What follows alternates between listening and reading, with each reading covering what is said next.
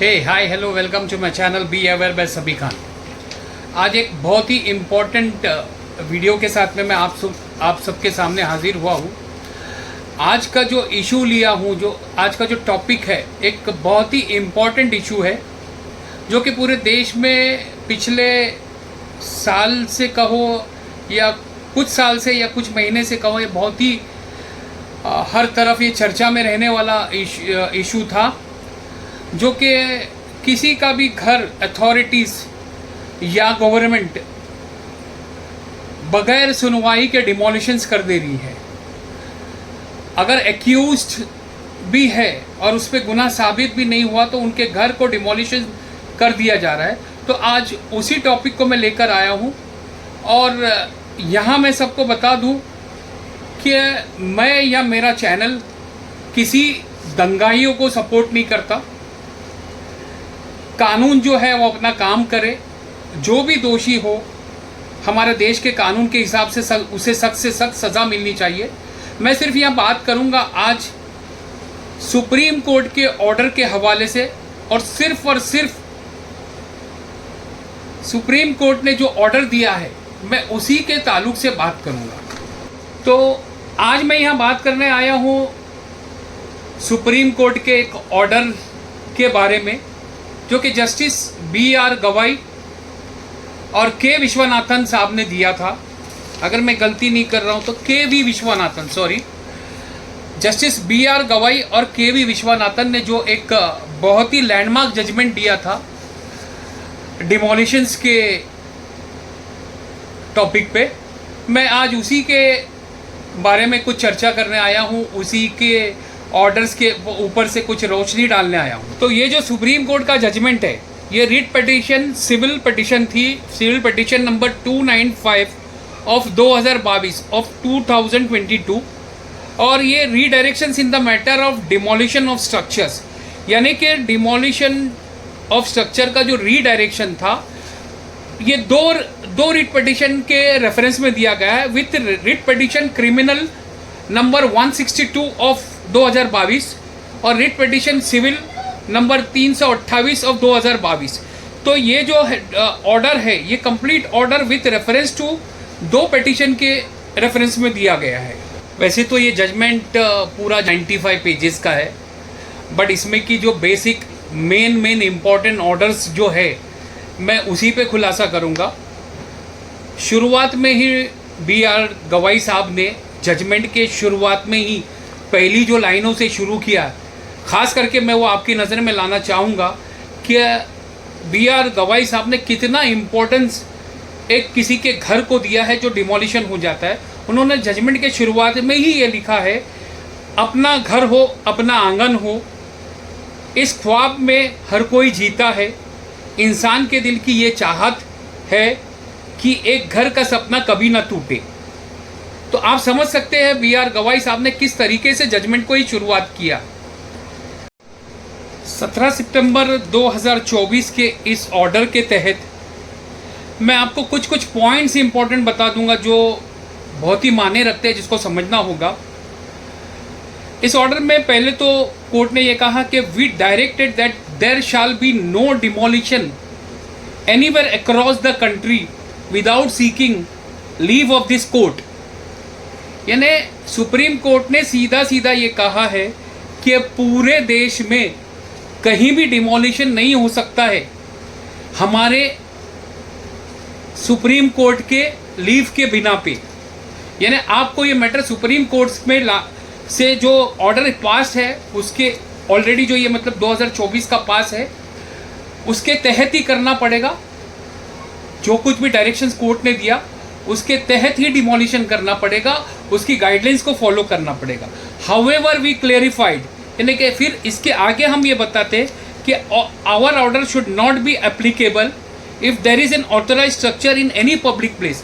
अगर कोई public place में अगर अनऑथोराइज स्ट्रक्चर होता है तो उस पर आप जा सकते हो, ये ऑर्डर उस पर एप्लीकेबल नहीं होगा।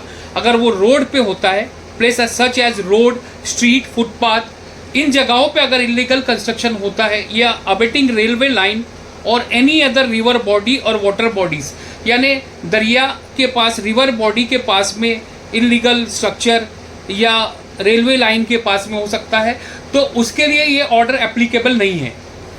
आप लोगों को याद होगा अभी कुछ ही मेरे ख्याल से कुछ 15-20 दिन हुए होंगे शायद, नागपुर में दंगे हुए। तो आप लोगों की नज़र में होगा कि फ़हीम खान को उसमें मास्टरमाइंड बनाया गया और फ़हीम खान का घर जो है वो डिमोलिश किया गया। तो सबसे पहले तो फिर से मैं रिपीट करूंगा कि हम यहाँ कोई दंगाई को सपोर्ट नहीं करते, उसका कोई फेवर नहीं करते। दंगाई अगर है और गुनहगार है तो उसको इंडियन लॉ के हिसाब से उसे कड़ी से कड़ी सज़ा मिलना चाहिए। मगर मैं सिर्फ यहाँ बात करूँगा सुप्रीम कोर्ट के जजमेंट की और फ़हीम खान के घर की।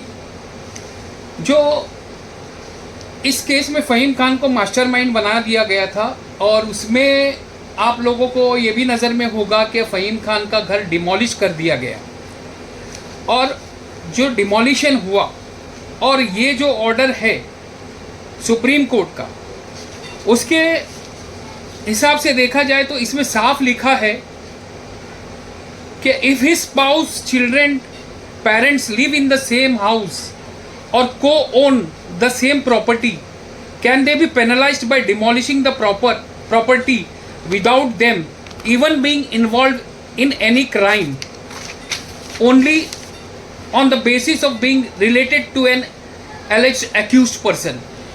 इसमें सुप्रीम कोर्ट ने ये कहा है कि अगर उसी घर में उस फला बंदे की बीवी या बंदी का शोहर या फैमिली मेंबर, भाई बहन या जैसे कि बच्चे और पेरेंट्स अगर उसी घर में रहते हैं या वो को ओनर है उसी घर के, तो क्या उनका घर डिमोलिश किया जा सकता है सिर्फ यही बेस पे कि उनको एक्यूज्ड बनाया गया।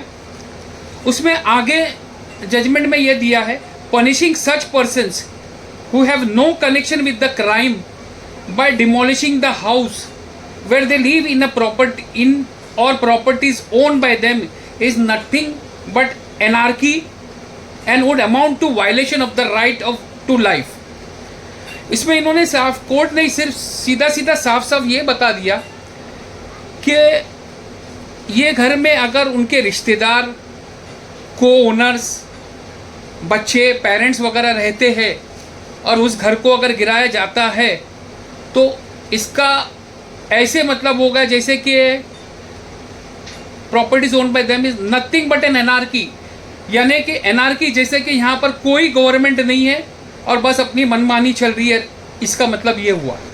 आगे इस ऑर्डर में, ऑर्डर के पेज नंबर 87 पे जो डायरेक्शंस दिए हैं, वेरी इंपॉर्टेंट डायरेक्शंस नोटिस के तौर पे, मैं आपको बता दूँ उसमें क्या लिखा है। No demolition can be carried out without a prior show cause notice returnable either in accordance with the time provided by the local municipal laws or within 15 days time from the date of service of such notice whichever is later। यानी इसका मतलब ये है कि supreme court ने direct सीधा सीधा बता दिया है कि कोई भी डिमोलिशन 15 दिन के नोटिस के पीरियड से कम 15 दिन के नोटिस देना चाहिए, उसके बगैर डिमोलिशन नहीं हो सकता है। 15 दिन का नोटिस या फिर कोई अथॉरिटी ने, म्यूनसिपल कॉरपोरेशन ने या किसी ने कोई टाइम दिया हो नोटिस का, ये दोनों में से जो भी ज़्यादा टाइम वाला होगा, कम से कम उतने टाइम तक के ये डिमोलिशन नहीं कर सकती। आगे सुप्रीम कोर्ट बताता है कि the notice shall be served upon the owner occupier by a registered post AD. Owner को या ऑक्यूपायर को रजिस्टर्ड एडी से नोटिस देना होगा। Additionally to the notice also be affixed conspicuously on the outer portion of the structure, और साथ ही साथ में बाहर उनके स्ट्रक्चर पे ये नोटिस उनको पेश करना होगी। The time of 15 days stated hereinabove shall start from the date of receipt of the said notice. यानी जो ओनर को जो जब नोटिस मिलेगा, मिलने के बाद में 15 दिन उससे गिने जाएंगे। और आगे देखिए सुप्रीम कोर्ट क्या कहता है, to prevent any allegation of backdating, यानी कि ये नोटिस देने के बाद में कोई भी डिपार्टमेंट उसको ये करने की कोशिश नहीं किए कि रिसेंटली भेजे और उसको बैक डेटिंग में दिखाए।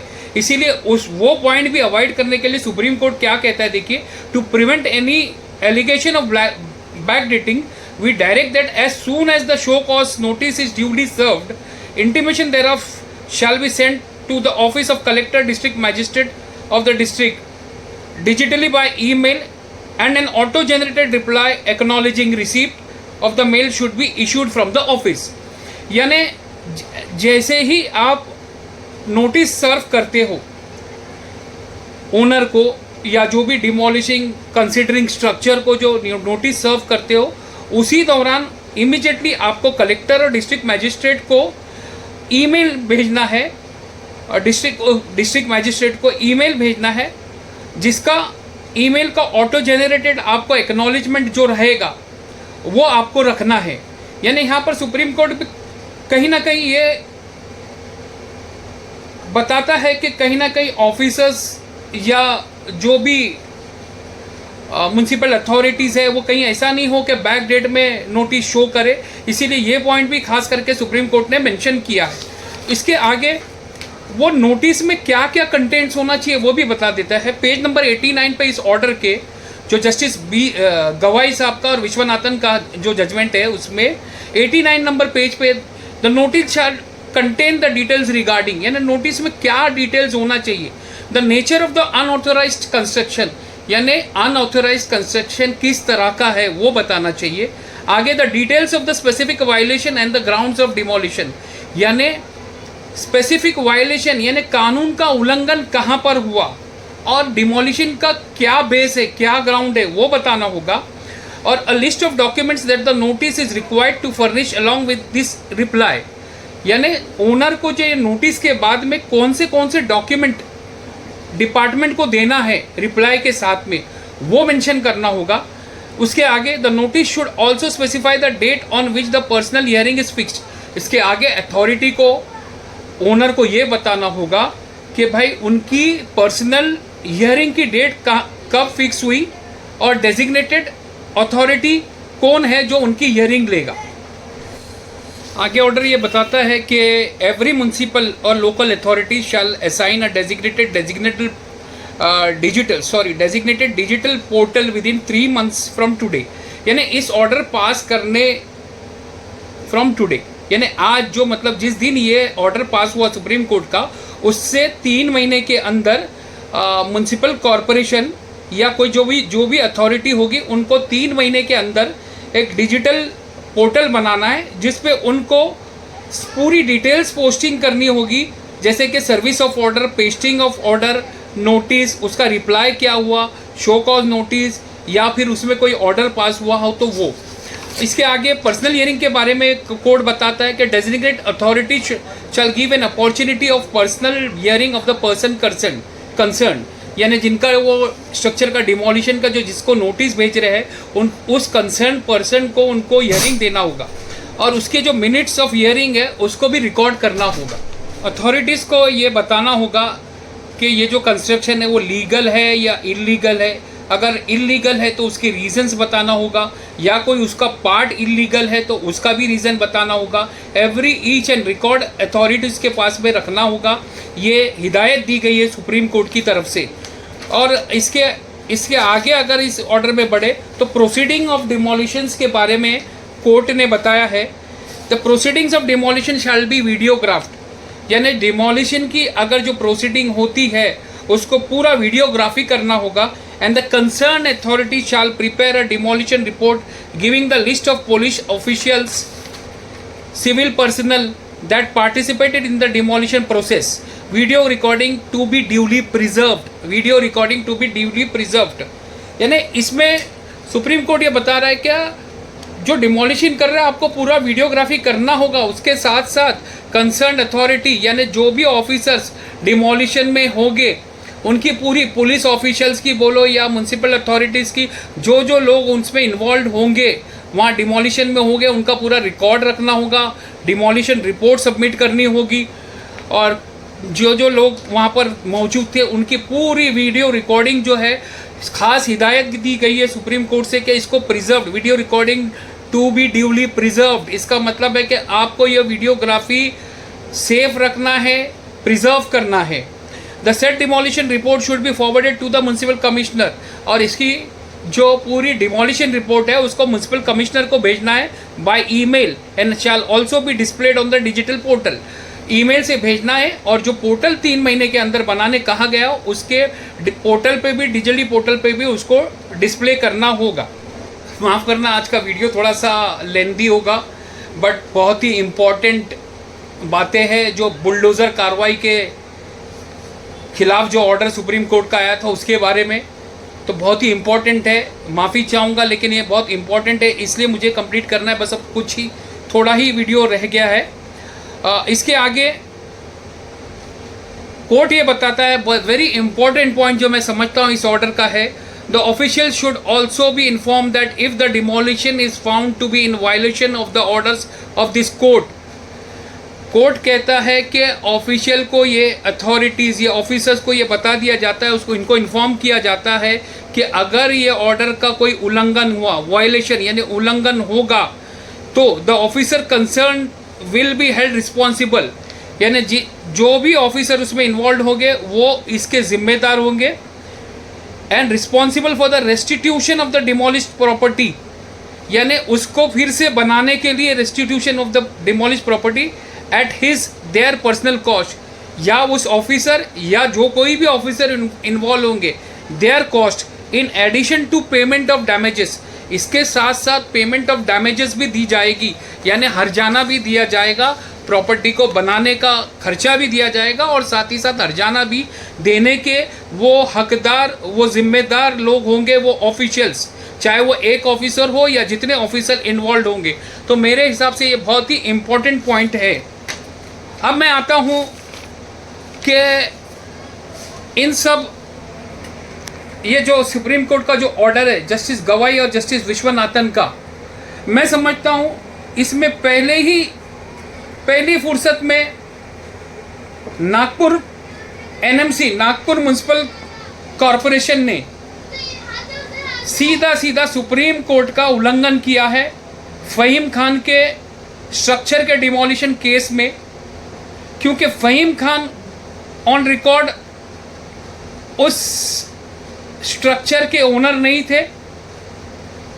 जहाँ तक मैं समझता हूँ उनकी वाइफ या उनकी मम्मी इस प्रॉपर्टी की होल्डर थी। तो पहला उल्लंघन सीधा, जबकि सुप्रीम कोर्ट ये बताता है कि अगर एक्यूज्ड भी हो, उससे एक कदम आके सुप्रीम कोर्ट ये बताता है कि अगर क्रिमिनल भी हो मान लो, तो भी आप किसी का घर डिमोलिश नहीं कर सकते। तो ये सीधा नागपुर म्युनिसिपल कॉरपोरेशन ने फ़हीम खान के घर के सिलसिले में एक सुप्रीम कोर्ट का उल्लंघन किया है, कंटेम्प्ट ऑफ कोर्ट किया है। दूसरा उल्लंघन ये हुआ कि he was not given 15 days notice, उनको 1 दिन के बाद का नोटिस दिया गया जो कि पब्लिक हॉलीडे था। और जब मैटर सब जुडिस कोर्ट में था, मंडे का दिन था, मैटर कोर्ट में दोपहर में रखा गया था टेबल पे, हियरिंग पे जज के सामने, आनंद फानंद में नागपुर म्युनिसिपल कॉरपोरेशन के अधिकारियों ने फर्स्ट हाफ में ही उसको डिमोलिश कर दिया। तो इतनी जल्दी नागपुर म्युनिसिपल कॉरपोरेशन को क्या थी?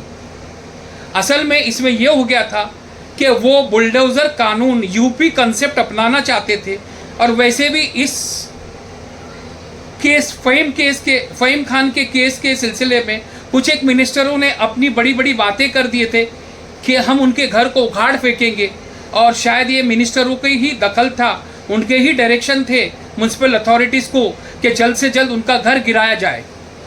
मैं फिर रिपीट करता हूँ कि अगर दंगाई है तो मैं किसी दंगाई का सपोर्ट नहीं करता हूँ या मेरा चैनल सपोर्ट नहीं करता है। दंगाई को इंडियन कानून के हिसाब से, हमारे देश के कानून के हिसाब से सज़ा मिलनी चाहिए, बिल्कुल मिलनी चाहिए। लेकिन अगर एक बेगुनाह को सज़ा मिलती है तो वो सज़ा, उस पर सज़ा नहीं कही जाएगी, उस पर अन्याय कहा जाएगा। और आने वाली 15 तारीख को शायद 1-2 दिन बाद में ही ये मैटर फिर से सब जुडिस है कोर्ट में। और जहाँ तक मुझे लगता है कि सीधा सुप्रीम कोर्ट का उल्लंघन हुआ है, और मे बी आई थिंक अगर जस्टिस हुआ तो, आई रिपीट, अगर जस्टिस हुआ तो फ़हीम खान की फैमिली को कंपेंसेशन मिलेगा, कॉस्ट ऑफ कंस्ट्रक्शन मिलेगी। जैसे कि और एक ऑर्डर यूपी में अभी पास हुआ है, 10-10 लाख रुपए का कंपेंसेशन बुलडोज़र एक्शन के खिलाफ में हुआ है। तो इसमें बहुत सारे जजमेंट सुप्रीम कोर्ट में हुए हैं और मैं शुक्रिया अदा करता हूँ सुप्रीम कोर्ट के जजेस का कि आज भी जो न्याय की एक इतनी बड़ी कुर्सी पे बैठे हैं कि जहाँ पर वो सबको एक नज़र समान देखते हैं। आई सल्यूट टू द जजेस ऑफ द सुप्रीम कोर्ट। आज का एपिसोड बहुत लंबा हो चुका है, लेकिन ज़रूरी था कि इन सब बातों को, सुप्रीम कोर्ट के ऑर्डर्स को, उसके पॉइंट को आपके सामने रखा जाए। तो इस सिलसिले में थोड़ा सा वीडियो लेंथी हो गया। होप आप लोग इसको बेयर करेंगे। और जैसे कि मेरे कुछ दोस्तों ने मुझे कहा कि आप कभी अपील नहीं करते हो कि वीडियो को लाइक करने बोलो, सब्सक्राइब करने बोलो, शेयर करने बोलो। तो मैंने कहा कि मैं वीडियो सिर्फ मेरी पब्लिसिटी के लिए नहीं बनाता हूँ। मेरा जैसे कि वीडियो का नाम है, चैनल का नाम है बी अवेयर, तो मैं लोगों में अवेयरनेस लाना चाहता हूँ। लेकिन फिर भी मेरे दोस्तों की रिक्वेस्ट पे मैं ये कहूँगा कि आप अगर चाहते हैं कि ये मेरी बातें ज़्यादा से ज़्यादा लोगों तक पहुँचे, तो मैं स्पेशली आपसे रिक्वेस्ट करूँगा कि मेरे चैनल को शेयर ज़्यादा कीजिए, सब्सक्राइब कीजिए, लाइक कीजिए। बस आज के लिए इतना ही। फिर मिलेंगे एक नए वीडियो के साथ, एक नई अवेयरनेस के साथ। मेरे इस वीडियो को, खास करके इस वीडियो को, ये बुलडोज़र और कानून, इस वीडियो को इतना शेयर कीजिए कि यहाँ से नागपुर तक के, यहाँ से पूरे इंडिया के हर स्टेट्स में ये वीडियो पहुँचे। जय हिंद।